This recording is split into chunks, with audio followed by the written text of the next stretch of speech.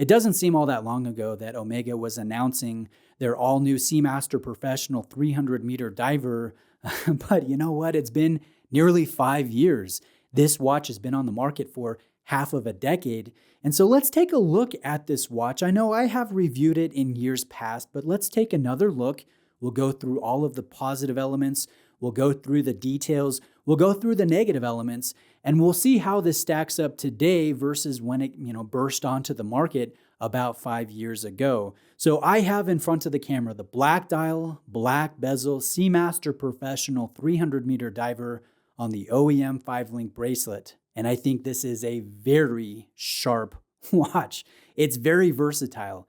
It's very pretty. There are a lot of things going on here visually, from the high gloss ceramic bezel insert to the ceramic laser engraved wave dial to, the brush work and the polish work, the lyre style lugs and the helium release crown at the 10 o'clock position, the supersized markers and the flared skeleton hands, along with the bitone loom, the great wood presentation box, the Meta-certified coaxial in-house movement. There is a lot to appreciate here. And I look at this piece, and I think it is very well-rounded. We have good ARC. We have screw links in the bracelet. We have a hidden travel extension system when it comes to adjusting the clasp without the need of a tool. We have a lot going on, from the date at the 6 o'clock position, color matched to the dial.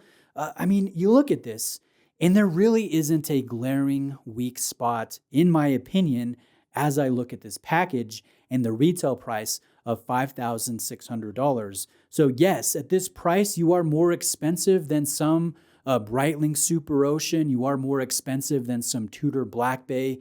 You are certainly a lot less than a Rolex Submariner at retail. But for the price, I think you get a very well-rounded watch without really any glaring negative elements. Now let's talk about the movement, because I think that this really sells a lot of watch collectors on this purchase, especially if it's your first time buying a luxury watch. This is called the 8800 coaxial caliber from Omega. It has 35 jewels. It beats 25,200 times every hour and will carry 55 hours of power reserve. The nice thing about this is the architecture. There is a full balance bridge with a free-sprung balance, a silicone hairspring. We have a coaxial style escapement. There is bidirectional rotor winding, and this rotor will pivot on ceramic ball bearings. So there's a lot of nice things when it comes to the construction. I think that the look of the movement is also very tasteful. Yes, this is machined finished, but I love this arabesque pattern and how it's not only found on the rotor, but it's also found on the bridges. I think this just screams modern Omega to me, and that is a good thing. So yes, it is tested. It is chronometer certified. It is also certified by the Swiss Federal Institute of Metrology, and all of those 8 exhaustive tests happen while the watch is cased. So the water resistance, the magnetic resistance, the accuracy in multiple temperatures and positions and levels of power reserve, it is quite exhaustive.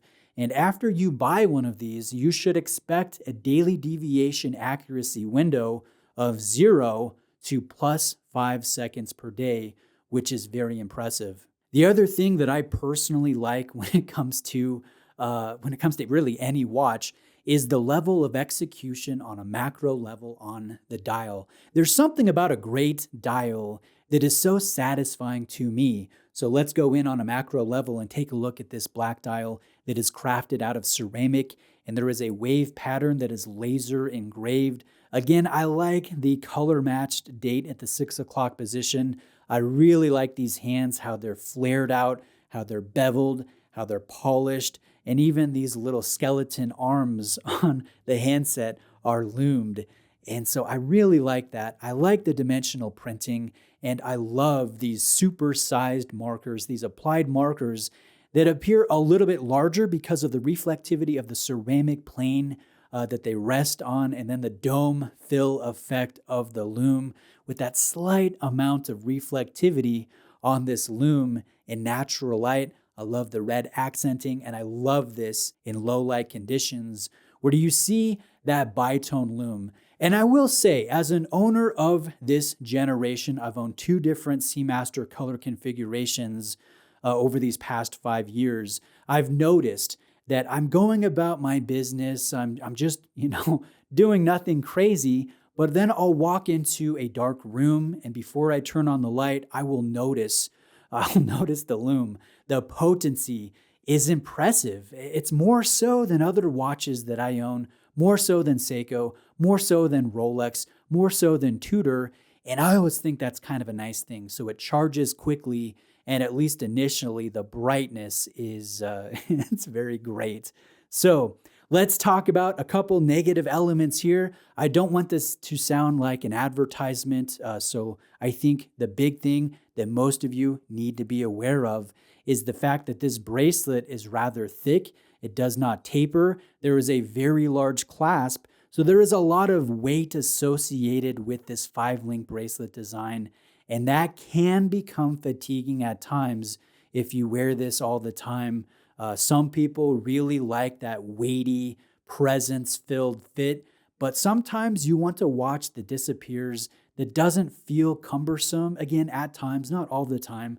And so I know collectors that buy this on the bracelet. They enjoy it on the bracelet most of the time, but when it's just feeling too hefty and too wide all the way around, they take it off and they either place it on the OEM rubber strap, which is one of the best rubber straps in the business, or they place it on the steel mesh that is tapered and has a milled clasp. A very nice strap from Omega. So I know collectors that do that, but be aware the bracelet can be fatiguing at times, but in my opinion, definitely not a deal breaker. And I do recommend the bracelet as the way to buy this when you're buying this for the first time.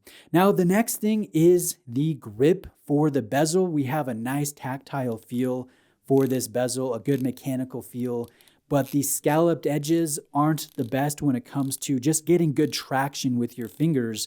And let's say you're diving and you have gloves on and it's wet. I think that could be kind of a sticky situation. Although I will say most of us that buy dive watches, we don't even go scuba diving. We don't go snorkeling. We don't do much than maybe go fishing or go swimming from time to time or get caught in the rain.